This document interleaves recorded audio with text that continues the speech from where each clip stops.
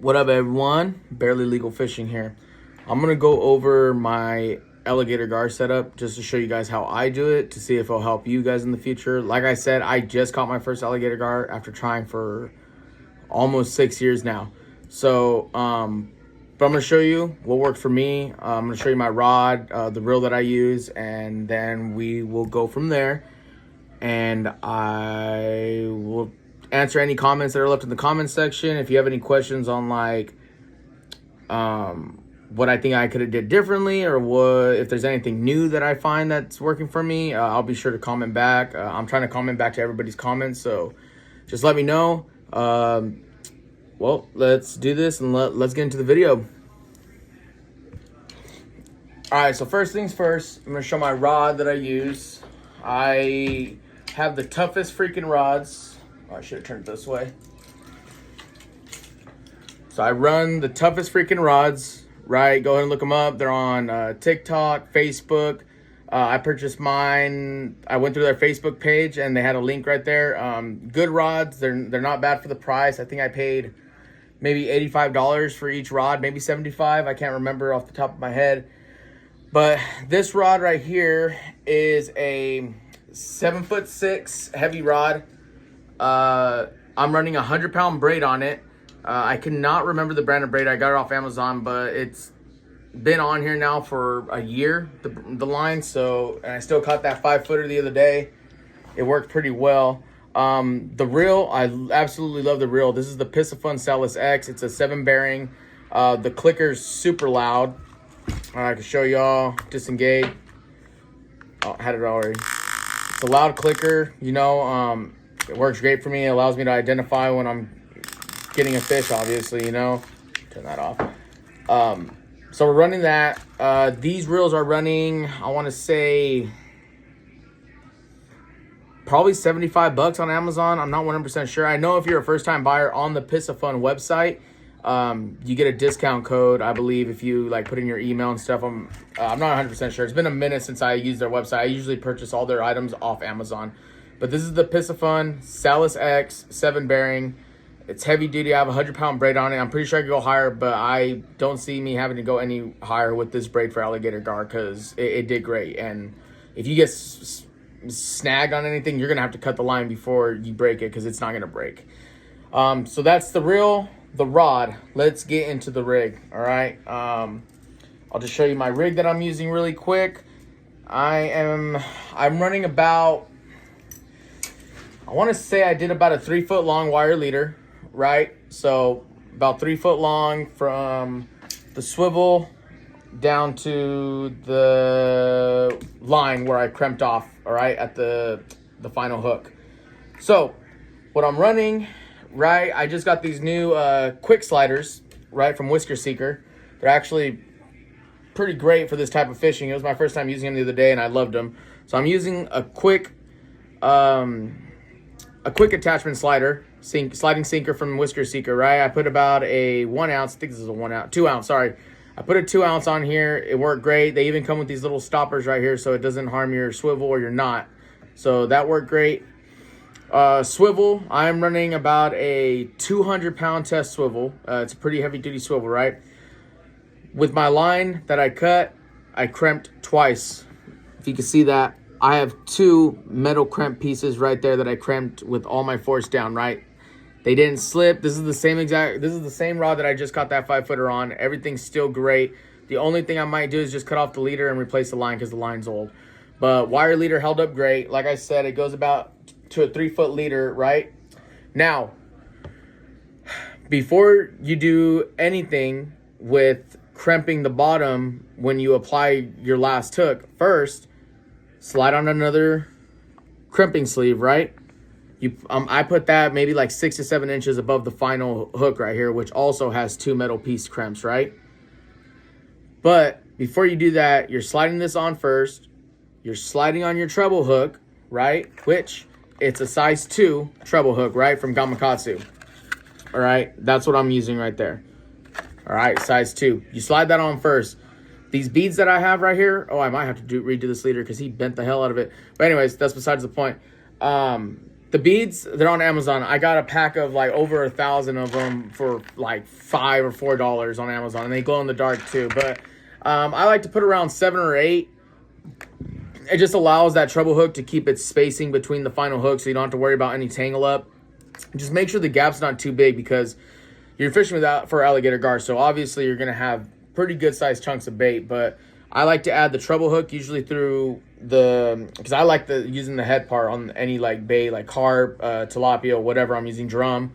And I'll put this through the thickest part of the head. The treble hook does not fall off. And then the final hook, I'm using a size 10 circle hook right now, but I might change that and just add another treble hook on the bottom, because this, I'll be honest with you, it did not play any important role in catching that fish. It was just hanging out of the fish's mouth. The only one that hooked into the fish's mouth was the treble hook, and he was pretty hooked.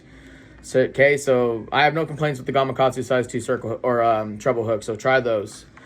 Like I said though, make sure you are using 2 crimping sleeves. All right, make sure you are using 2.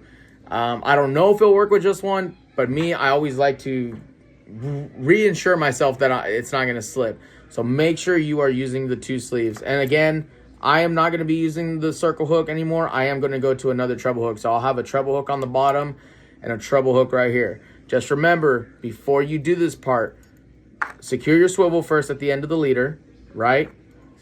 And you're working backwards. Slide on the sleeve about 7 inches up, crimp it down so it doesn't slide, so it has that stopper for the treble hook, about 7 to 8 beads. And now you'll put 2 more sleeves on, feed your hook, put the line through the other side of the sleeve, crimp those both down, and now you have a successful alligator gar rig, right? 3 foot, right? The only other part down here is the swivel attached to the weight. Your weight is free sliding on your main line. This is the main part where you got to pay attention to, right? So I'll give you guys a close-up right now on exactly how it looks right here on my desk.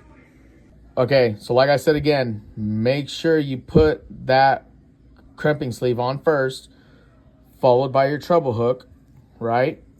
That's the second piece. You're going to add about 7 to 8 beads, okay? Hold on. Slide those up so I could be more. So those are going to be added on. And then you're going to add 2 crimping sleeves again, okay? Put them down so you can feed the wire through your new hook, and then you're going to feed it back through the other side of those sleeves, and you're going to crimp them down hard, okay? And that's it. That is your alligator gar rig, okay? Pretty short, simple. I know it seems like a lot of steps, but it's really not once you get it down. And like I said, leave a comment or leave me a comment in the comment section, and I'll be sure to get back to you if you have any other questions. But other than that, like I said, we'll go over the pieces right now on exactly how I got them. All right, so like I said, I'm only using a 2-ounce weight with this setup. I was fishing out in the Brazos out in Hearn, Texas when I caught that 5-footer. The bait did kind of drift, but whenever you have high current here in the Brazos, I've learned that there's always going to be a water break at least 15 to 20 feet out where the current ends up starting. Before that, heading towards the shore, the water's going to be calm. I literally casted maybe 10 feet from the shore, and that alligator gar picked it up within 12 minutes. We were actually timing it, and he picked it up within 12 minutes. He ran. I only let him eat for maybe 40 seconds, if that, because with the treble hooks, you don't want them to swallow that because it's going to rupture their air bladder. So if you're a catch and release fisherman like I am mainly, you don't want them to swallow that hook, because if they rupture the air bladder, yeah, they'll swim off fine, but later on they're going to sink to the bottom. They're going to drown and die. So, so yeah, let's go over again. Like I said, wire leader, right? I got this whole roll right here on Amazon. It's kind of messy right now because I haven't messed with it since I got back. But I think I'm running a 150-pound test on this. I can't really see, as you could tell, because it freaking rubbed off. But I'm running about a 150-pound test, I would guess, on this. And it did great with that gar. I'm pretty sure I could catch a 6-footer, maybe a 7-footer on this with no problem. I'm not 100% sure, because my boy that's really big into this, he said that when they get into the 6 or 7 foot ranges, the weight difference is pretty drastic. So I got that. The weight, obviously 2 ounce.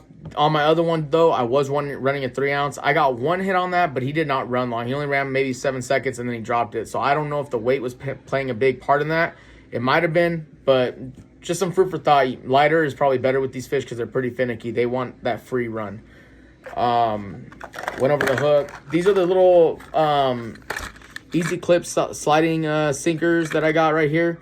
They come with, I believe, 6 sliders and 6 bobber stopping like bushings and stuff. All right, beads. Don't forget the beads. All right, the beads are essential in keeping that gap space between your stinger hook, right? Well, this is technically your main hook. This will be your stinger hook on the bottom, but I'm not gonna stick with the circle hook again. I will go either to a straight J hook or another treble hook, size 2, right? Because these just did perfect. The treble hook was amazing. It still has its point, so everything's good. The crimping sleeves, right? For people that know a lot about crimping, right? Unlike me, I did not know jack squat about crimping. So when I did like my first order on Amazon, I got everything, but I didn't know that they went by sizes. So make sure you are getting the right size of crimping sleeves, please, for the wire or size gauge wire that you are using, because the sleeves go off the size of the gauge wire that you are using. All right, so just make sure you get the right sleeves. Do your research. Make sure you get the right ones. Other than that, I think that is it for my Alligator Gar setup. Again, if you have any questions, go ahead and hit me up in the comments. I'll be sure to comment back to you. What else? Bait. The night I was using tilapia that the other day when I caught that 5-footer. So you can always use that. I know a lot of people in Houston, like in the Houston area that I follow, they catch a lot of like live mackerel, tilapia, and they use that for like bait and stuff. But yeah, this is my Alligator Gar rig setup. What I use, my rod, my reels, basically the whole arsenal that I use just to get the rod set up to throw a big ass chunk of bait on there, right? I will be making another video for my flathead rig on what I caught my PB flathead on out on the Brazos. Actually, it was the same fishing location. I caught my gar there now, and I caught my PB flathead there. It was 40 pounds. So be sure to keep a lookout for that video. Be sure to like, subscribe, and share my video, please. I'm trying to pop this channel off. I'm a big outdoorsman. I've always wanted to make content. So if you could please help me out with that, share it, like it, would greatly appreciate it. But other than that, barely legal fishing out. Catch you on the next one, dog.